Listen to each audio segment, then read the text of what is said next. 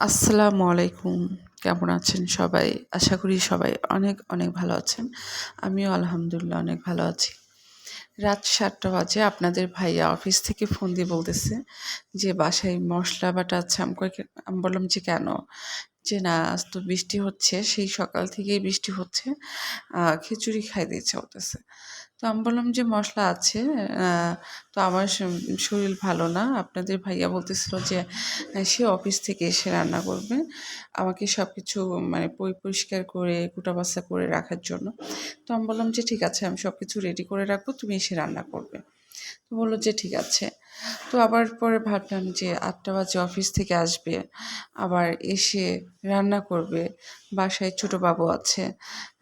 খাবে কখন আর ঘুমাবে কখন? তো এইসব ভেবে চিন্তা করে তো আমি রান্না করতে আসলাম। তো আমি আজকে রান্না করব, বাসায় তেমন কোনো সবজিও নেই।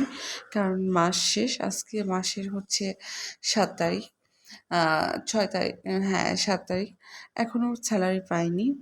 আ বাসায় কোনো তেমন সবজিও নেই। তো আমি এখানে আজকে খিচুড়িটা রান্না করব আলু আর ২ রকমের ডাল দিয়ে। তো আমি এখানে দেশি বুট আর হচ্ছে মসুরের ডাল দিয়েছি। আর এই যে আমি চাউলটা ভালোভাবে নাড়াচাড়া করে নিচ্ছি। এটা আমি চাউলটা ১০ মিনিটের মতো ভাজবো। আমি রান্না করতেছি, আমার এক হাতে হচ্ছে ক্যামেরা, ফোন, আর হচ্ছে আমার ছোটো মেয়েও আমার কোলে, আর নাড়াচাড়া করতেছি, সব কাজই করতেছি।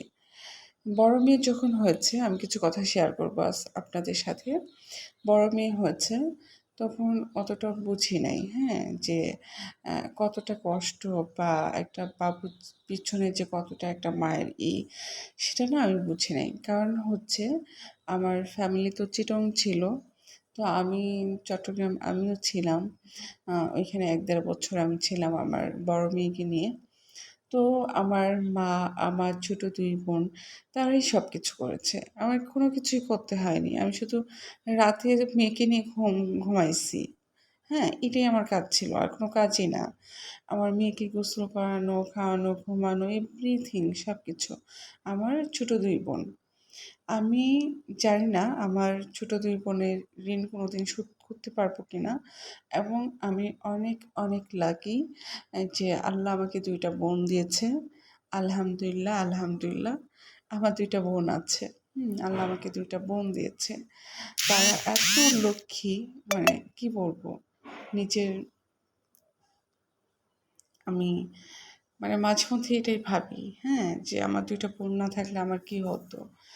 তো আমার মেয়ের বয়স যখন ২ বছর, তখন আমি চিটং থেকে চলে আসি, এবং আমার ফ্যামিলিও চলে আসে, এবং আমার ফ্যামিলি আমার বাড়িতে, আমি ঢাকা চলে আসি আপনাদের ভাইয়ার কাছে।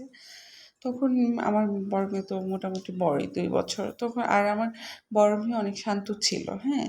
ও একটা বাচ্চা ঘরে বা একটা বাবু আছে, মানে বাইরে থেকে কেউ সেটা বুঝতেই পারত না যে একটা বাবু আছে। মানে ও এত শান্ত ছিল কি বলবো। আর ও ঘুমাইতো বেশিরভাগ। ঘুম থেকে টেনে, টেনে তুলে আমি খাওয়াইতাম, গোসল করাইতাম।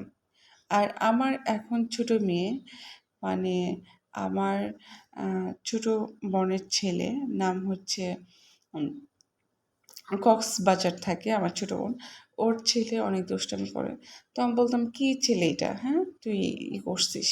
অ্যা ভালো করতে পারিস না, এরকম দুষ্টামি করে।"